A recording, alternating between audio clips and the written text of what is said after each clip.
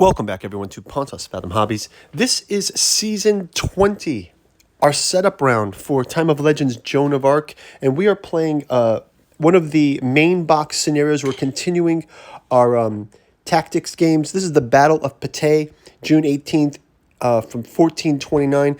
Again, as you know, Joan of Arc splits the gameplay between mythic games, which are more the fantasy ones, like the Apocalypse series with mythic monsters, and then these more tactical ones from the 100 Years' War. So we'll be playing this one out. We've been finishing up this campaign as well. We'll get this on the board. Fast forwarding through the setup here, setting up the English armies with John Talbot, Thomas de Scales, and John Falstaff, and then our French armies will have a Ponton du Xantralius, La Hire, and Ambrose Delors. So we're setting those guys up. I butchered those names, but that's fine. We can't believe that it's 20 seasons already of Joan of Arc. We've been playing a lot of Joan of Arc over the past year. Looking forward to keep going with this saga. We've got the village pack to play. We're going to be painting up this Joan of Arc siege. So lots more material out there. So looking forward to jumping into this. Let's fast forward through the setup. And we'll walk through the different game components, the win conditions of this game, and we'll get right onto the gameplay board. Thanks for watching.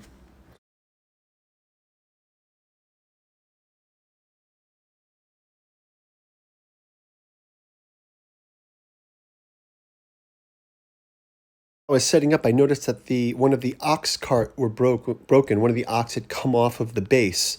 And this is the kind of stuff that we do on our painting channel as well when we fix miniatures, paint them up.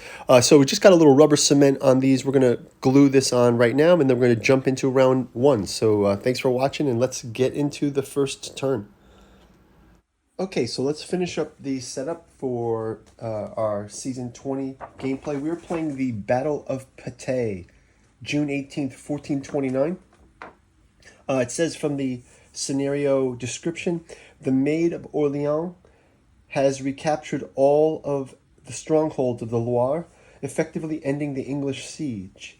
John Talbot retreats north with the remnants of the English army to join the reinforcements from Paris under John Falstaff. The French pursue the fleeing Englishmen, but will they hurl themselves into the teeth of the English ambush, or could they run them down to the plains this time? A startled deer might be the one to decide the outcome. So we see the English here. They're off in the top. We've got the French pursuing them. They're coming across the town there. We've got a couple new mechanics in this one. So we'll go through the pieces. One thing is the ambush that they're talking about. So if you see on the game setup, we've got to take 6 blanks, 5 bowmen, and 1 John Talbot. So John Talbot starts as a hidden player. So what we're going to do is we're going to shuffle these up and place them randomly in these positions. So let's go ahead and grab that. So here are those tokens we were talking about. You've got the blank ones, you've got the bowman, and then we've got a John Talbot in here somewhere. So what I'll just do is I'll just put these sort of stacked like this, and I'll give them a little bit of a shuffle. You can see they have all the question marks on the back side. Cut them a few times, shuffle them up a bit.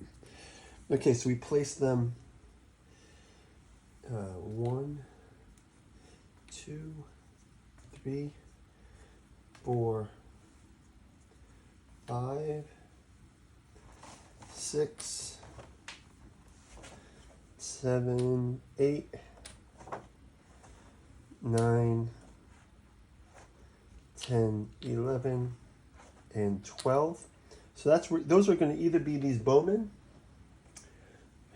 that will come out here. You can see this. Here's a picture of the bowman. Just a miniature there. And you've got John Talbot here in miniature as well. So they'll come out as those get revealed. Says the French player wins as soon as either of the following conditions are met. All English bowmen and 1 English character are destroyed or disrupted. 3 English bowmen, 2 wagons, and 1 English character are destroyed. English player wins if the French player fails to meet these conditions by the end of the 5th round. Wagons. We just saw we had to repair one of the wagons there. Just came unglued. Wagons cannot move in this scenario. A wagon is destroyed if it suffers any hit. A civilian. A player activates an area containing the civilian. They can either activate the civilian's skill or power or have a discussion with it in the scenario. The hunter is an exception to this rule. He can move along before using his power. So these all get to be engaged with their character discussion card. So we'll get those out on the table too. Let's go through the cards for each of the players. We'll see. So we've got for the French player, we've got, first of all, we got the Battle of Patay card. So we got Falstaff's Retreat, Bowman Frighten the Deer, Victory Foreseen by the Maiden. Those are 3 intrigues we can play. And then we've got Potin, Ambrose, and La Hire. I think we're going to start with the level 3 of him. He's got a retaliation charge. We've got Ambrose once per round. Ambrose is activated. We gain activations. And they also have the forces on the French side of... we've got mounted... We've got mounted knights. I think I've got them somewhere here. Let me just go through these. We've got the mounted knights for the French, mounted gentry, and then also these halberdier of Voguiers. So we've got those 3 for the French. For the English, again, we've got John Falstaff and Thomas de Scales on the board. And then we have John Talbot is coming from the hidden. He's one of those hidden pieces of the tokens we've placed. They gain a charge whenever he's activated for the English. And then also the English they also have mounted knights. They have bowmen. They have sergeants at arms and pikemen. And then for those civilians, we've got hunter, farmer, and civilians. And again, we also have these question cards that we can be putting into play. Special rules. Unprepared bowmen. The English bowmen cannot put down stakes in this scenario, except when using their intrigue card. The bowmen John Talbot are hidden at the beginning of the game. They are represented by 12 tokens, 6 blanks, 5 bowmen, 1 John Talbot. There can only be 1 bowman per unit. John Talbot must be deployed in a hex containing a bowman unit.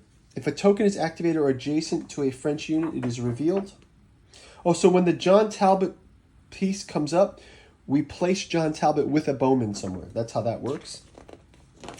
That's going to be it. So that is the Battle of Patay, June 18th, 1429. We're going to jump into turn 1. Just the follow-up for this is going to be Troyes by Faith. That's July 4th, 1429. So this is going to be the follow-up for this battle. So great. Yeah, so let's get into round number 1. Before we do, a quick shout out to this channel's sponsor, Pontos Fathom Press. If you go check out our bookstore below, you can check out the omnibus edition of the Catu Journals out of Lovecraft's Providence. If you're a fan of H.P. Lovecraft, this volume collects all 6 volumes, started with August Moldenhauer's Genealogy of Cthulhu, Balsamo's Necromancy of Nyarlathotep, and works on Hastur, Yog-Sothoth, Rillieh, and Azathoth. So those are all collected in the omnibus, or you can pick up any one of them in different order. Helps to support the channel. We've also got, for Dune fans out there, Alchemy and Anthroposophy in the Dune Saga. All of the great influences of Frank Herbert. Why do we love the Dune Saga?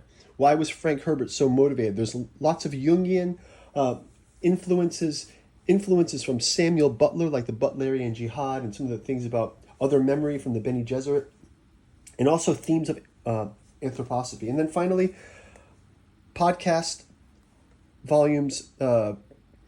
Volume 4 is out, Esoteric Dragon. Go check them out in the bookstore. As usual, if books aren't your thing, check out our Patreon. For as little as $1, you can join up, keep abreast of our Song of Ice and Fire miniature painting, Joan of Arc miniature painting, and we're working our way through the Tainted Grail Fall of Avalon.